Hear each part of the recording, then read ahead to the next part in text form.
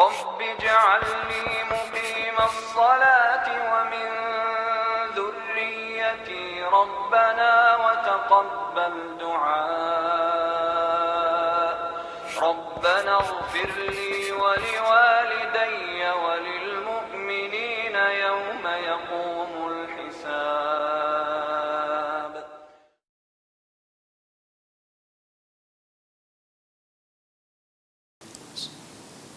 Assalamualaikum warahmatullahi wabarakatuh. Innal hamdalillah nahmaduhu wa nasta'inuhu wa nastaghfiruh wa na'udzu billahi min shururi anfusina wa sayyiati a'malina may yahdihillahu fahuwal muhtadi wa may yudlil falan tajida lahu waliyyan mursyida.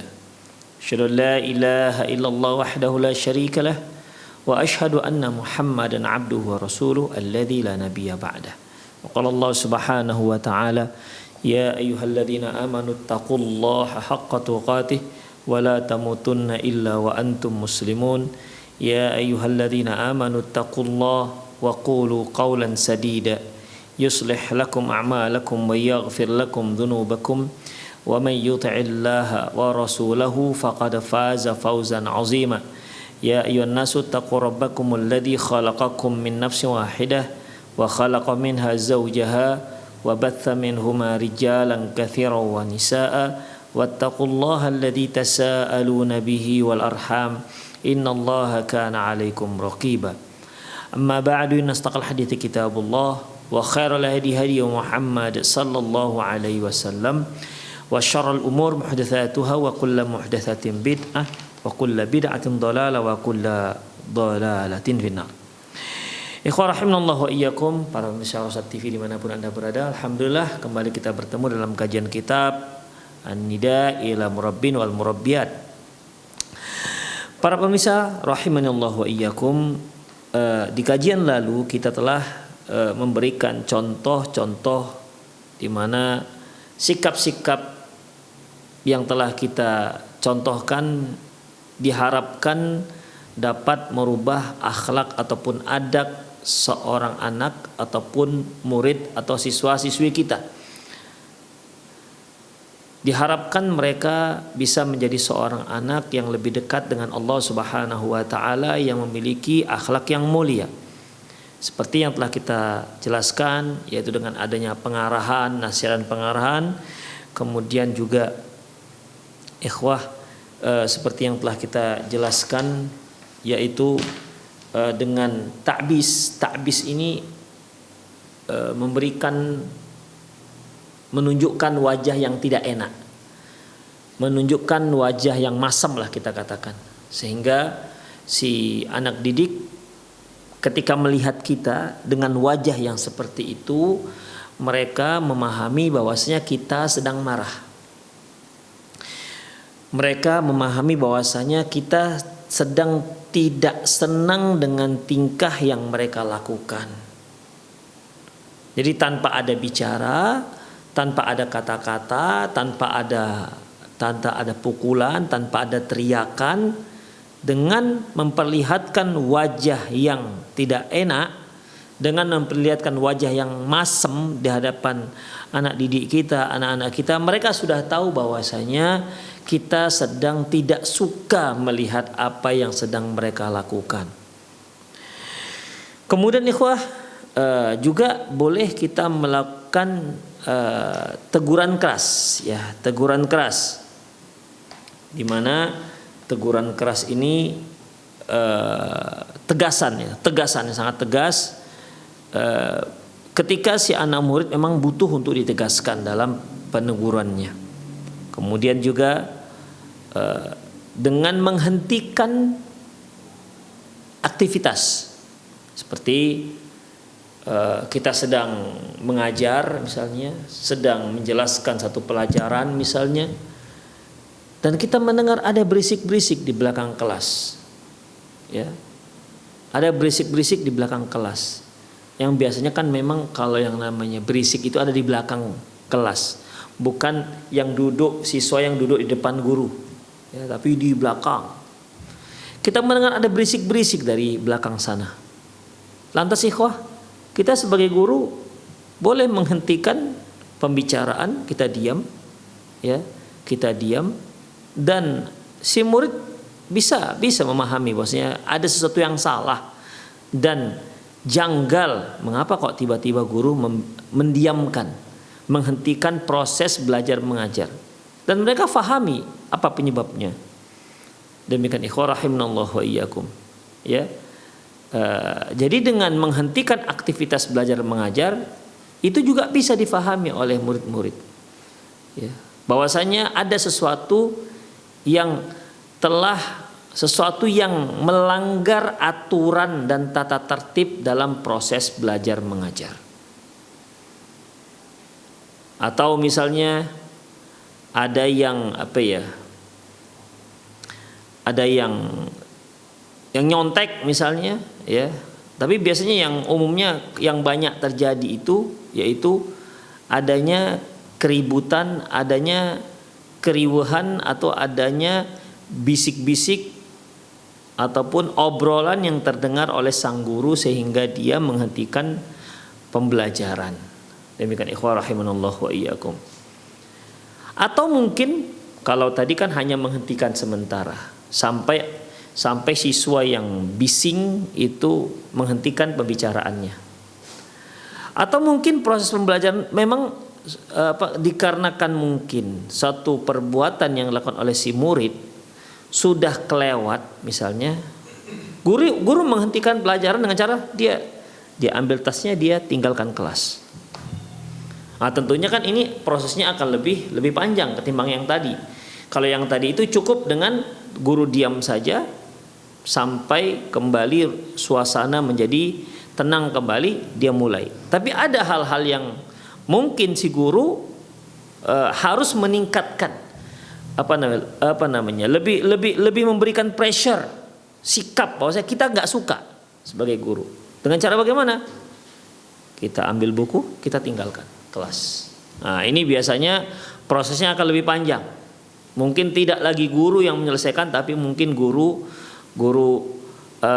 BP misalnya, ya, atau kepala sekolah atau wali kelas yang turun langsung. Karena tentunya si guru akan melapor kepada pihak yang bertanggung jawab terhadap kelas tersebut. Mengapa sampai seperti ini kelas? Demikian ikhwah rahimanallahu wa iyyakum. Di rumah juga bisa kita perlakukan seperti itu ketika kita melihat adanya pelanggaran yang dilakukan oleh anak-anak kita, ya. Kita bisa ketika kita memberi nasihat, kita memberi nasihat sementara dia sibuk dengan HP misalnya. Kan sekarang ini satu hal yang orang masing-masing sibuk dengan HP, dan HP merupakan satu benda yang sangat privasi yang tidak bisa dipakai oleh orang lain. Makanya juga diberikan fitur-fitur fasilitas password, ya, dengan berbagai macam passwordnya. Demikian ikhwah, ya. Sehingga ketika kita memberikan nasihat kepada anak kita, mereka ada di antara mereka yang bukan mendengarkan nasihat tapi malah melihat HP misalnya. Kita boleh menghentikan sejenak, nggak ngomong, bicara, diam, ya, diam sampai yang salah itu sadar bahwasanya dia sedang berbuat kesalahan, tanpa teriakan, tanpa pukulan, ya, cukup dengan mendiamkan. Seandainya memang juga tidak bisa berubah, boleh kita tinggalkan majelis. Yang artinya permasalahannya berarti lebih berat dibandingkan sebelumnya. Kemudian ikhwah al-i'rad. I'rad itu berpaling. Jadi kita tidak suka berhadapan dengan anak-anak tersebut. Kita berpaling, ya.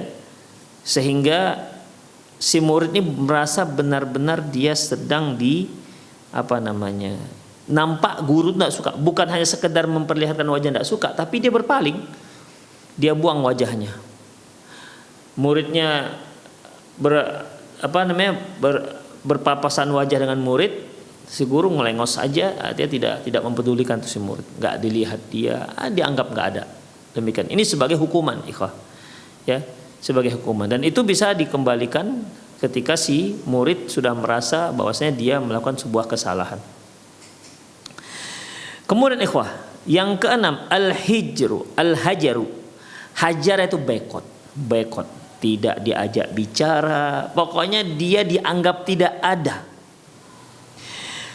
Alal murabbi ayyahjura waladahu aw tilmidahu idza taraka as-salata aw dhahaba ila sinima aw qama bi'amalin munafin li adabil das. Seorang pendidik boleh dia memboikot anaknya, murid-muridnya jika mereka tidak sholat atau mereka pergi nonton film, pergi ke bioskop.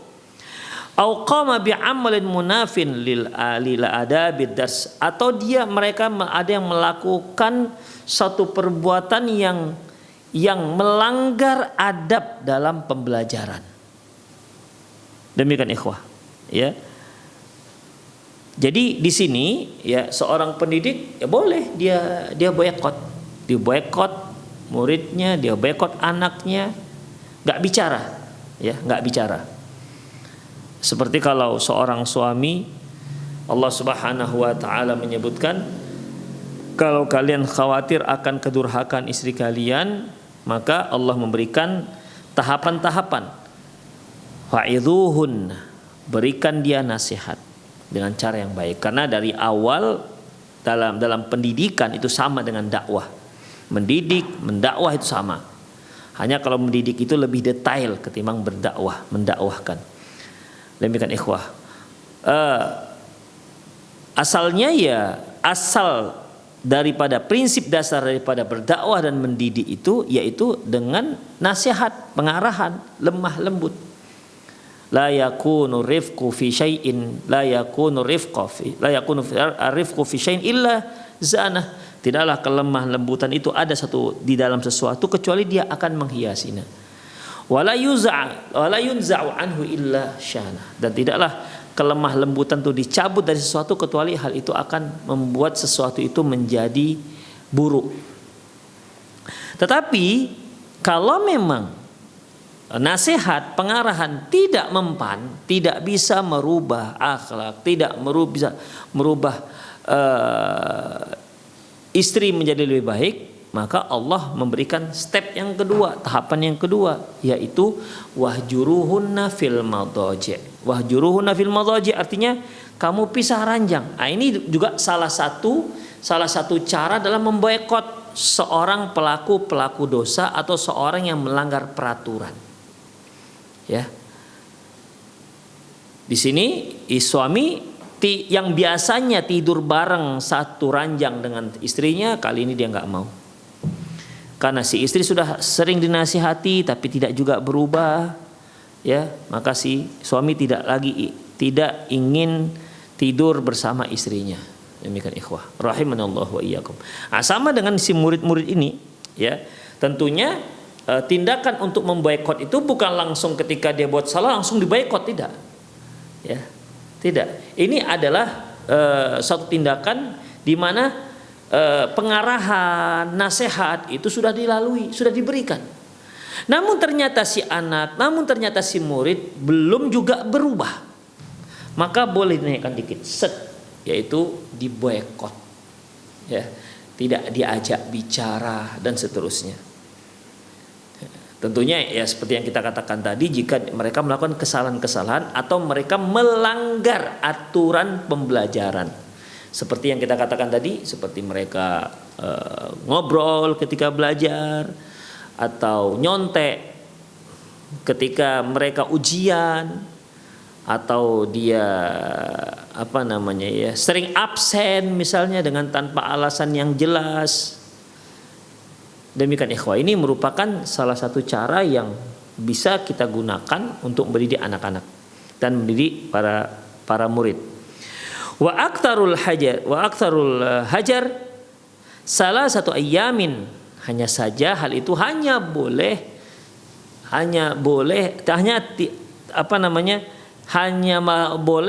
maksimal 3 hari. Pemboikotan hanya dibolehkan maksimal 3 hari. Liqaulihi sallallahu alaihi wasallam, berdasarkan sabda Rasulullah sallallahu alaihi wasallam, la yahillu li muslimin ay yahjura akhahu fawqa thalathin, Tidak halal bagi seorang muslim memboikot saudaranya lebih daripada 3 hari. Kalau tidak halal, maka kita katakan yang tidak halal itu maksudnya adalah haram. Kalau sudah dikatakan tidak halal, berarti maksudnya adalah haram. Demikian ikhwah. Ya, misalnya kita sedang memboikot teman kita, maka itu hanya boleh Allah Subhanahu wa taala memberikan dispensasi hanya boleh 3 hari. Ya, hanya dibolehkan 3 hari. Terkecuali mungkin orang ataupun siswa atau anak yang sedang kita didik agar mereka menjadi lebih baik tidak berubah, tapi malah lebih parah misalnya. Maka boleh ditingkatkan, misalnya kita coba lagi selama seminggu misalnya. Demikian ikhwah. Ya, seperti Rasulullah SAW pernah memboikot seorang sahabat, 3 orang sahabat yang tidak ikut perang Tabuk, ya, tidak ikut perang Tabuk.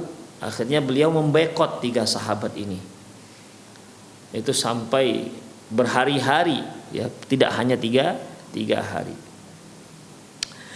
Kemudian selanjutnya, fa inna fil hajari ta'diban libni walitullabi ma'an. Dengan cara memboikot itu bisa memberikan pendidikan yang baik untuk anak-anak maupun untuk para siswa. Qala syair, berkata syair, ya qalbu sabran ala hajaril ahibbati. Wahai hati, bersabarlah atas boikot yang dilakukan oleh orang-orang yang kita sayangi. La tajza' fadzalika fa ba'dul hajari ta'dibun. Dan janganlah kamu itu terkejut karena tujuan daripada boikot itu adalah memperbaiki adab. Jadi di sini si penyair qala syair, wahai hati, sabarlah, ya, sabarlah dan janganlah terkejut, janganlah sedih, janganlah khawatir karena diboikot oleh orang-orang yang kita cintai, karena pemboikotan itu tujuannya adalah untuk memperbaiki adabmu. Demikian ikhwah. Yang ketujuh, at-taubih. At-taubih ini ikhwah, kita katakan celaan lah, ya, boleh kita berikan celaan, kritikan tajam kepada si murid. Lil murabbi ayyubikha waladahu aw talibahu idza qatarafa dzamban kabiran. Seorang pendidik boleh memberikan kritikan yang sangat tajam, ya, boleh memberikan celaan terhadap seorang anak ataupun siswa yang mereka melakukan dosa besar, ya, melakukan dosa besar. Walam yu'athir fihi an-nushu wal irsyadu. Sementara nasihat dan pengarahan tak merubah dirinya, tak mempengaruhi dirinya. Jadi ketika kita sudah berikan nasihat, pengarahan, ya, penyuluhan, tidak juga dia berubah, ya, maka boleh, ya, boleh menggunakan sebuah kritikan pedas ataupun celaan, tapi tetap dengan adab, ya. Demikian ikhwah. Kalau mereka melakukan sebuah dosa besar, seperti misalnya mereka mencuri misalnya, ya, ikhwah, baik di rumah apalagi sekolah, mencuri ini, ya, seorang pencuri yang mengambil barang tanpa izin, ini benar-benar akan meresahkan dimanapun dia berada, di rumah maupun di sekolah. Karena setiap kali seorang memiliki sesuatu yang berharga, dia harus waspada, jangan sampai dia dicuri, jangan sampai barang itu dicuri oleh seseorang. Beda halnya kalau tempat itu bebas dari pencurian, dia meletakkan uangnya di mana-mana, tidak akan berpindah dari tempatnya, Ya, jangankan hilang, berpindah pun tidak. Demikian. Dia punya barang-barang yang dia punya duit misalnya. Mungkin ya namanya seseorang itu terkadang dia punya uang, diletakkan di meja lupa dia ambil lagi misalnya. Atau dia punya HP diletak di meja, kemudian dia lupa untuk mengambilnya kembali. Tapi setiap dia lupa meletakkan sesuatu lalai kemudian hilang, ini kan buat resah, ikhwan. Makanya pencuri-pencuri ini dimanapun dia berada, dia akan membuat suasana menjadi resah, nggak nyaman. Orang menjadi was-was, khawatir karena dia merasa selalu diintai. Itulah ikhwan rahimanallahu iyyakum. Coba seperti kalau kita pergi ke masjid, sementara di masjid sering terjadi curanmor, ya, pencurian sepeda motor. Tentu kita pergi ke masjid ya kita harus menjadikan diri kita itu ketika sholat itu dalam keadaan nyaman. Ya tentunya sepeda motor yang kita bawa, kita kunci setang, kita sediakan lagi gembok yang besar supaya dia tidak dicuri orang. Demikian ikhwah. Itu kan sebuah sikap yang muncul dari sebuah kekhawatiran. Coba seandainya tidak ada pencurian, mungkin dia cukup parkirkan, jangan-jangan kuncinya juga di situ tidak masalah. Tenang ikhwah. Di mana dia berhenti, dia tinggalkan sepeda motornya, dia ada keperluan sebentar, dia balik lagi, tidak ada seorang pun yang menjamah sepeda motornya, apalagi mencurinya. Tenang ikhwah, ya tenang. Orang tidak akan merasa akan ada orang yang mencuri barang-barangnya. Tempat seperti ini tempat yang sungguh tenang ikhwah. Berbeda halnya kalau seandainya ada sang pencuri, dia akan buat resah di rumah maupun di sekolah. Demikian ikhwah. Jadi kalau ada seorang murid mencuri misalnya dan ketahuan OTT misalnya, ya, ketangkap tangan, tangkap basah dia mencuri. Nah, ini kan satu hal yang ikhwah perlu ditangani dengan cara serius. Kenapa? Mengapa dia sampai mencuri? Makanya kita perlu awalnya ketika dia kedapatan mencuri, kita beri pengarahan bagaimana larangan dari Quran. Bahkan Quran menyatakan bahwa boleh dipotong tangannya, as-sariq was-sariqatu faqata'u aydiyahuma jazaa'an bima kasaba nakala minallah. Pencuri laki perempuan itu potong tangannya sebagai hukuman atas apa yang telah dia lakukan. Demikian, dan hukuman dari Allah Subhanahu wa taala. Kita beri pengarahan. Tapi ternyata dia kembali mencuri. Nah, kembali mencuri, maka kita boleh mencela dia ikhwah. Ya, memberikan celaan yang benar-benar tajam, di mana tujuannya tentunya jangan sampai dia melakukan kali yang ketiga. Karena pertama sudah ketahuan, ya, dari nasihati, tapi ternyata curi lagi, kedapatan lagi mencuri, maka kali ini kita harus lebih tajam dalam menasihatinya. At-taubih. Kita bisa menggunakan taubih, itu pencelaan, mencela apa yang dia lakukan. Mungkin ditambah dengan hal-hal yang lain supaya dia diberikan dampak jera, jangan sampai dia mengulangi lagi perbuatan pencurian tersebut. Demikian ikhwah rahimanallahu wa iyyakum. Selanjutnya julusul kurfusa. Julus kurfusa ini duduk kurfusa, itu jongkok. Idza daqal muallimu bi ahadi tullabi zar'an likaslihi aw wiqahatihi, apabila seorang guru, seorang murabbi, seorang pendidik, seorang ustadz, ya, atau dia orang tua, dia merasa kesal dengan seorang murid dikarenakan kemalasannya, dikarenakan kurang adabnya. Sudah dibilangi berkali-kali, ini nasihat berkali-kali, tapi masih kembali diulang, akhirnya kesallah sang guru, kesallah sang muallim, kesallah sang ustadz. Aghair dzalika, atau dikarenakan hal yang lainnya, fal yukhrijuhu wal yujlisuhu amamah. Hendaklah dia keluarkan, atau dia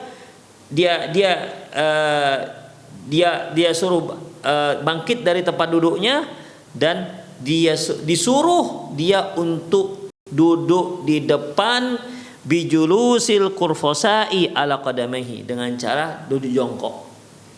Jadi bukan duduk di depan dengan duduk kursi, enggak, ya. Disuruh dia ke depan dan jongkok. Demikian ikhwah, ya. Jongkok. Kalau kita kan biasanya di Indonesia bukan jongkok ya, suruh berdiri di depan. Kalau ada yang ngobrol belakang gitu kan, suruh depan diri. Demikian. Dulu lama, kadang-kadang 1 jaman, karena proses belajar mengajar kan. Kadang-kadang guru juga tak tega, masih 15 menit sudah dipersilahkan untuk si murid disuruh kembali untuk ke tempatnya. Tapi ada juga murid karena saking seringnya dia disuruh guru, disetrap bahasa kita, disetrap oleh guru di depan kelas, dia menjadi terbiasa-biasa saja. Seolah tidak menjadikan itu sebagai pelajaran bagi dia, tidak ada dampak jerahnya bagi dia. Demikian. Mungkin kalau para pemirsa Rosyad TV mereview kembali bagaimana waktu dia sekolah-sekolah dulu, coba ingat-ingat siapa yang sering, orang yang sering disetrap guru di depan rumah, disetrap bahasa kita, bahasa orang Medan, disetrap dia di depan kelas, itu biasanya yang itu aja orangnya. Kalaupun ada yang lain tuh jarang, tapi umumnya itu aja. Mungkin dikarenakan tidak mengerjakan PR, tidak melaksanakan tugas yang telah diwajibkan oleh guru, atau atau bolos ya, atau dia terlambat, atau dia panjat pagar, bolos panjat pagar. Demikian ikhwah rahimunallah wa iyyakum. Jadi dalam masalah ini dia disuruh jongkok, kalau kita disuruh berdiri di depan kelas. Wa yarfa' yadaihi ila a'la, dan disuruh oleh, dan guru menyuruh dia untuk mengangkat tangannya ke atas ini. Jadi jongkok tapi tangannya ke atas. Wa hadza ma yata'abut tilmidu. Hal ini akan membuat si murid menjadi letih. Ya memang tujuannya supaya dia capek kan. Dia capek karena mengangkat kedua tangannya, supaya dia merasakan capek dan ada dampak jerah, jangan sampai dia melakukan hal yang sama. Kemudian baik. Kalau kita di Indonesia nih, khususnya kalau di Medan dan sekitarnya, hukumannya kalau seperti itu disetrap di depan kelas. Enggak juga, masih saja. Misalnya buat PR, diperintahkan oleh guru untuk buat PR matematika misalnya. Ternyata tidak dikerjakan. Oke, disetrap di depan. Besok lagi ternyata enggak buat PR lagi. Akhirnya tambah lama disetrap ke depan. Yang tadinya hanya setengah jam, ini sudah 1 jam. Kemudian masih juga melakukan kesalahan yang sama. Guru biasanya bukan sekedar berdiri tapi disuruh pegang telinga begini, ya, pegang telinga. Nah, demikian berdiri lama. Masih juga, oke, pegang telinga, angkat kaki 1. Nah, demikian ikhwah, ya. Itu semua merupakan hukuman-hukuman yang supaya si murid jera atas kemalasan yang dia lakukan. Tentunya tujuan guru ini bukan untuk menyakiti ikhwah, ya. Bukan untuk menyakiti. Tujuan guru agar dia bisa menghentikan kemalasannya, dan dia coba berupaya untuk dia memulai rajin dalam belajar. Demikian ikhwah. Kemudian wa hadza ma yut'ibu tilmidu wa yakunu dzalika 'uqubatan lahu. Karena hal ini akan membuat capek ataupun letih si murid, dan itu sebagai hukuman atas perbuatan yang dia lakukan. Wa dzalika afdalu bikatsirin min mu'aqabati bil yadi awil 'asa. Hal ini akan lebih baik ketimbang dia dihukum dengan dipukul dengan tangan ataupun dipukul dengan tongkat. Yang ke-9, mu'aqabatul ab. Hukuman dengan memanggil wali ke sekolah. Ini kan biasanya begitu ikhwah. Kalau kita sekolah dulu kan, kalau seandainya sudah juga susah untuk diperbaiki, muncul surat panggilan, nih bawa ini, panggil orang tuamu ke sekolah. Demikian ikhwah. Mungkin para pemirsa juga pernah mengalami sampai dipanggil orang tuanya ke sekolah, ya. Demikian. Itu kan biasanya masalahnya sudah masalah mulai besar. Atau misalnya si murid tidak bayar SPP misalnya, ini kan sudah melanggar peraturan. Sekolah juga ingin tahu apakah dia tidak membayarnya karena memang tak sanggup membayarnya, atau dia sudah bayar tapi ditilap oleh si murid misalnya. Dari rumah nih nak ya, SPP uang sekolah untuk bulan Juli. untuk bulan Juni misalnya.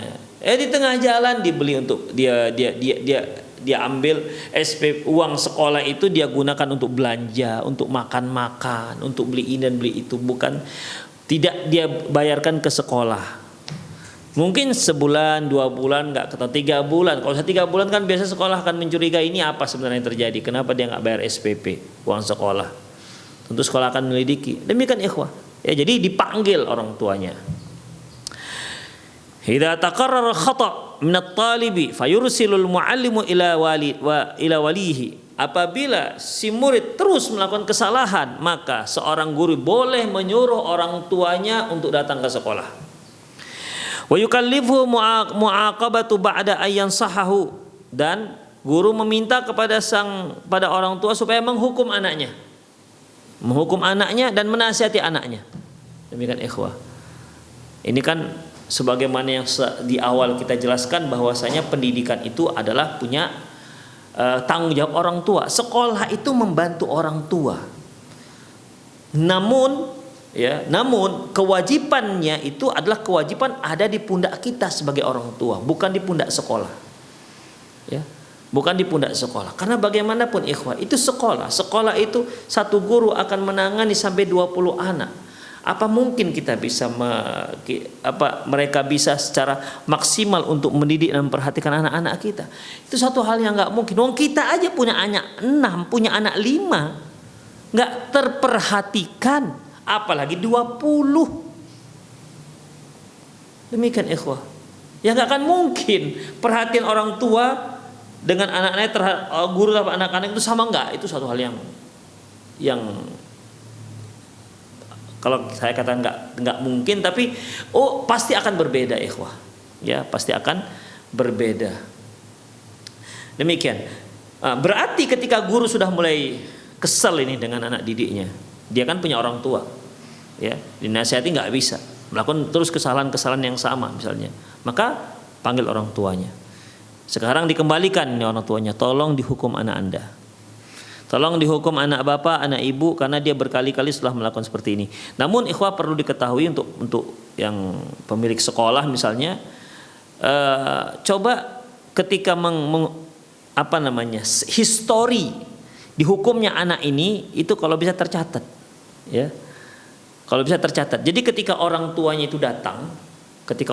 datang, mereka sudah punya historinya, punya story dari anak ini. Tanggal sekian dia melakukan ini, sekian saya melakukan ini. Jadi itu tercatat semua.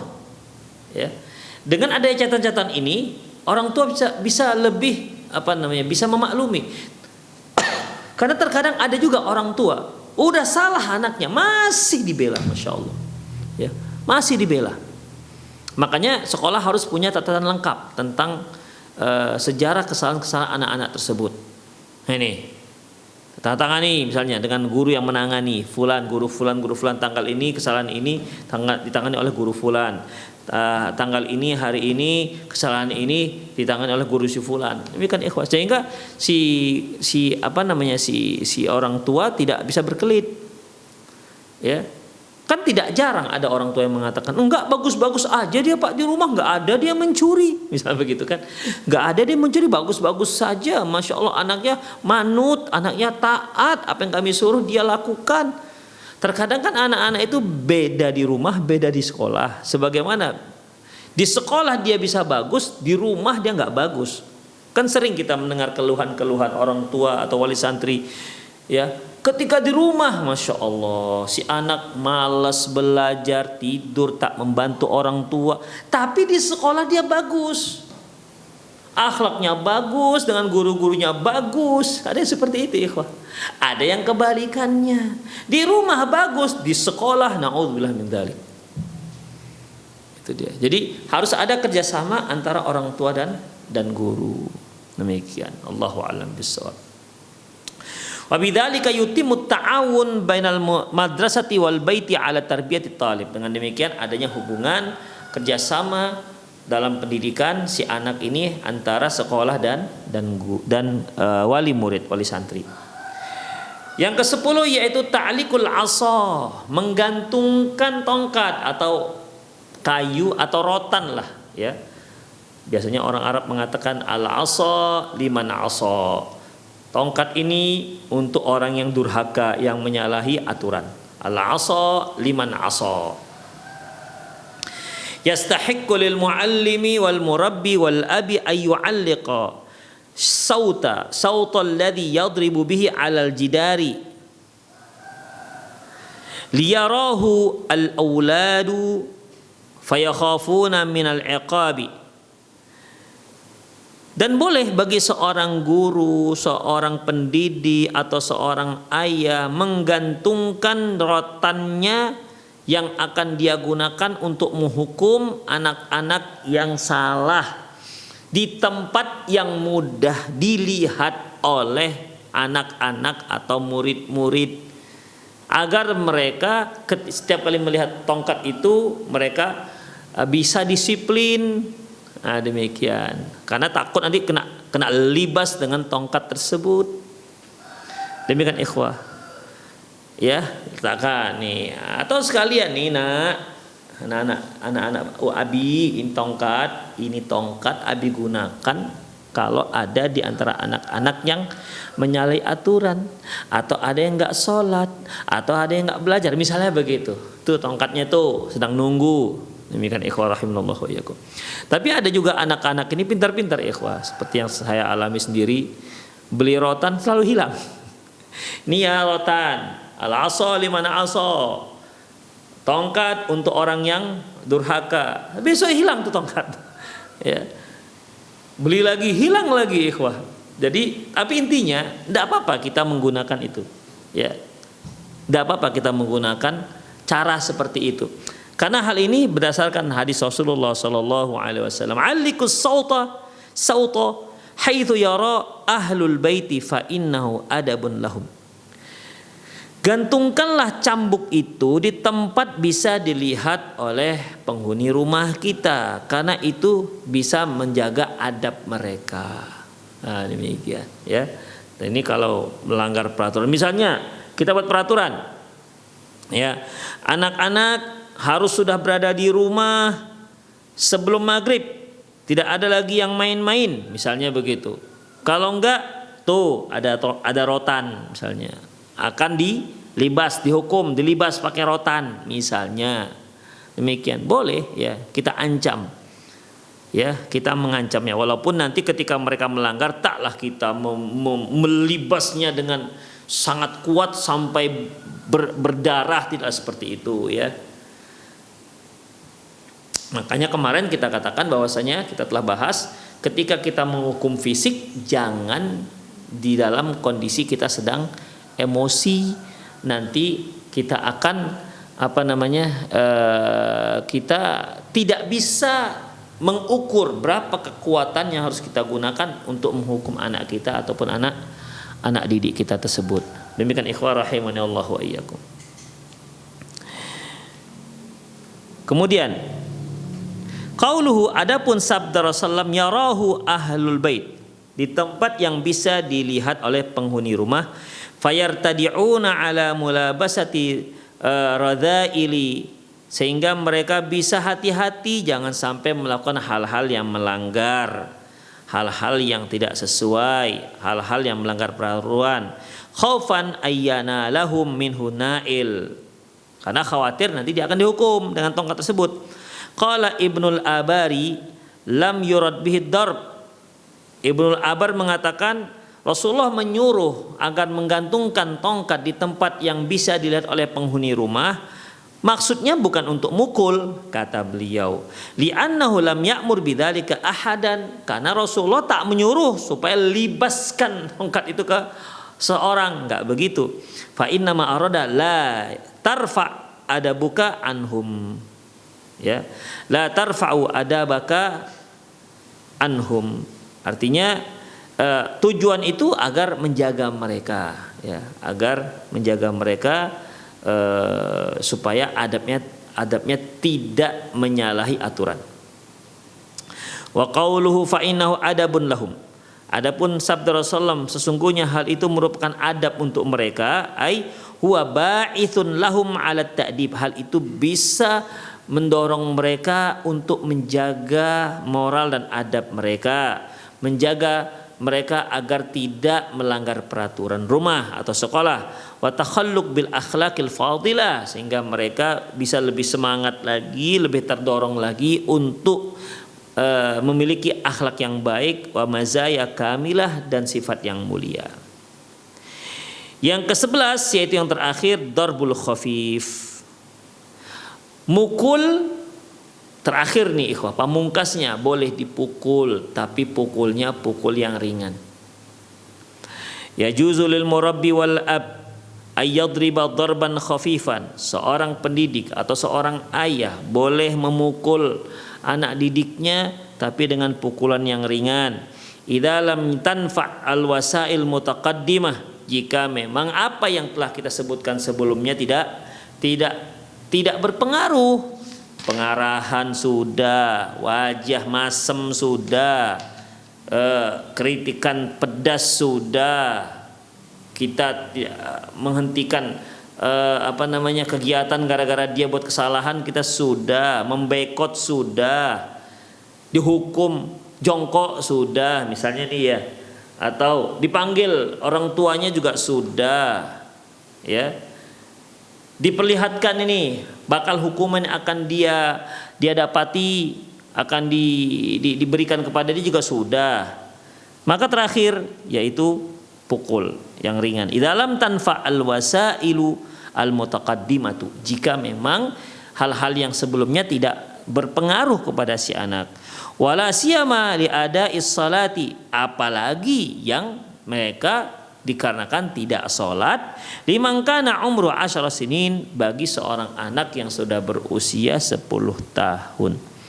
Di qauli Rasulullah sallallahu alaihi wasallam, berdasarkan sabda Rasulullah SAW, allimu al auladakumus shalah au allimu auladukum as-shalah, ajarkan anak kalian salat idza balagu sab'an, apabila mereka sudah sampai pada usia yang 7 tahun. Ya. Kalau dalam hadis yang lain, muru auladakum bis shalah, perintahkan anak kalian untuk salat, wahum fi sab'i sinin, di saat mereka sudah berusia 7 tahun. Di sini bentuknya allimu auladakumus sholata, ajarkan anak kalian untuk salat idza balagu sab'an, jika mereka sudah berusia 7 tahun. Wadribuhum 'alaiha idza balagu 10, dan pukul mereka kalau mereka sudah berusia 10 tahun. Artinya dari 7 tahun dia sudah disuruh, dibimbing, tapi hingga usia 10 tahun belum juga salat, maka pukul dia, kata Rasulullah. Wa farriqu bainahum fil madaji', dan pisah-pisahkan tempat tidur mereka. Wa tafriqu fil madaji'i bainal auladi 'inda an-nawmi amrun muhim. Memisah-misahkan tempat tidur anak-anak ini satu hal yang sangat penting. Wala siyama bainal binti wal wasabi, apalagi antara anak laki-laki dan anak perempuan, anak-anak kita laki dan perempuan. Hatta yahfazal abu auladahu minal inhiraf. Dengan demikian si ayah sedang menjaga anaknya dari penyimpangan-penyimpangan. Wala siyama ma yaral atfalu min musalsalatil jinsiyati wa aflanil khala'iyyati fi sinema wa tilfaz wa video. Apalagi kalau si anak ini mereka terbiasa melihat film-film yang enggak pantas ya, atau film-film telanjang misalnya, baik di bioskop maupun di video maupun di televisi ya. Mimma yazidu fi inharafihim, yang dapat menggugah mereka menjadi orang yang menyimpang ya, membuat mereka menjadi semakin mudah untuk menyimpang. Falatanabbah al-aba wal ummahat, hendaklah wahai para ayah dan ibu berhati-hati dalam masalah ini. Wa idza lam yatamakkanu fa'alaihim ayyuba'idu bainahum, kalau memang tidak memungkinkan untuk memisah-misahkan tempat tidur, minimal mereka dijauh-jauhkan tidurnya. Wa yad'u likulli wahidin ghita'an mustaqillan, dan masing-masing punya selimut punya selimut masing-masing. Waliyuraqibuhum, hendaklah orang tua memperhatikan hal ini, ya. Jangan dianggap sepele masalah yang seperti ini. Demikian ikhwah rahimaniallah wa iyyakum. Ya, jadi itulah 11 cara dalam memberikan hukuman terhadap anak-anak ataupun anak didik. Yang pertama yaitu dengan cara memberikan nasihat dan pengarahan. Yang kedua juga dengan cara memperlihatkan wajah yang masam, ya, wajah yang tidak suka. Ya, kemudian dengan zajru, yaitu memberikan kritikan pedas, ya. Kemudian menghentikan kegiatan, ya, spontan kita hentikan kegiatan karena ada yang menyalahi ataupun yang melanggar peraturan seperti ngobrol misalnya, atau berpaling. Yang keenam yaitu diboikot juga boleh, tapi tentunya dengan syarat dan ketentuan yang berlaku secara syar'i. Wat taubih, at-taubih itu celaan, ya, celaan. Kemudian julusu qurfusa, yaitu disuruh jongkok di depan kelas. Atau yang kesembilan yaitu dipanggil orang tuanya, ya, untuk membicarakan anaknya ini bagaimana. Tentunya ini setelah si anak dinasihati berkali-kali, dihukum juga tidak jerah, maka dipanggillah orang tuanya, bagaimana cara menangani anaknya, ya, bagaimana cara menangani anaknya, karena dia yang punya anak, apa yang harus mereka lakukan. Demikian ikhwah. Kemudian meletakkan tongkat untuk yang digunakan, alat digunakan untuk orang menghukum anak-anak, ya. Kemudian yang ke-11 yaitu memukul. Tapi ingat, hukuman pukul digunakan yaitu dengan benar-benar terukur, jangan sampai melebihi dari yang sewajarnya. Ya. Jangan sampai melebihi dari yang sewajarnya. Terkadang orang tua saking emosinya, dia apa yang dapat sapu, gagang sapu yang dipukulkan. Demikian. Alhamdulillah sekarang gagang sapu tidak lagi kayu, tapi berupa aluminium tipis. Demikian ikhwah. Kalau dulu kan kayu itu, gagang sapu itu alat yang paling terfavorit bagi orang tua untuk memukul anaknya, karena itu yang ada cepat dapatnya. Demikian. Kadang-kadang alat untuk goreng, ya, sendok goreng itu dipukulkan. Ikhwah, tentu ini tidak dibenarkan, ya. Tetap boleh dipukul, tapi dengan syarat dan ketentuan yang berlaku, sehingga pukulan yang kita tujukan kepada anak didik kita ini ataupun anak-anak kita ini benar-benar terukur, ya, sehingga tujuannya kan sebenarnya bukan untuk menyakitkan anak kita ini masalahnya. Baik siswa itu kan juga anak kita. Bukan tujuan untuk membuat dia sakit supaya dia seperti maling-maling yang dihajar oleh orang-orang ramai, bukan itu tentunya. Kita hanya memberikan satu dampak jerah. Kira-kira dia bisa nggak berhenti dari kesalahan yang sama. Demikian ikhwah rahimanallah wa iyyakum.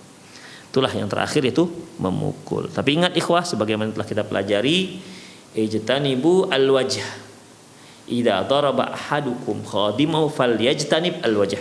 Apabila salah seorang kalian harus memukul pembantunya, hendaklah dia hindari memukul wajah. Bahkan seperti yang telah kita pelajari, jangankan manusia, hewan pun tidak boleh kita memukul wajahnya. Demikianlah para pemirsa rahimanallahu wa iyyakum, 11 cara dalam memberikan hukuman kepada anak kita kandung ataupun siswa kita ataupun anak didik kita yang ada di sekolah. Semoga hal ini bermanfaat. Aku qouli hadza wa astaghfirullah li wa lakum wa lisal muslimin innahu wal ghafurur rahim. Kita akhir dengan doa kafatul majlis. Subhanakallahumma wa bihamdika asyhadu an la ilaha illa anta astaghfiruka wa atubu ilaik. Wa sallallahu ala nabiyyina Muhammad wa ala alihi wa ashabihi ajmain. Wa akhir da'wana alhamdulillahirabbil alamin. Assalamualaikum warahmatullahi wabarakatuh.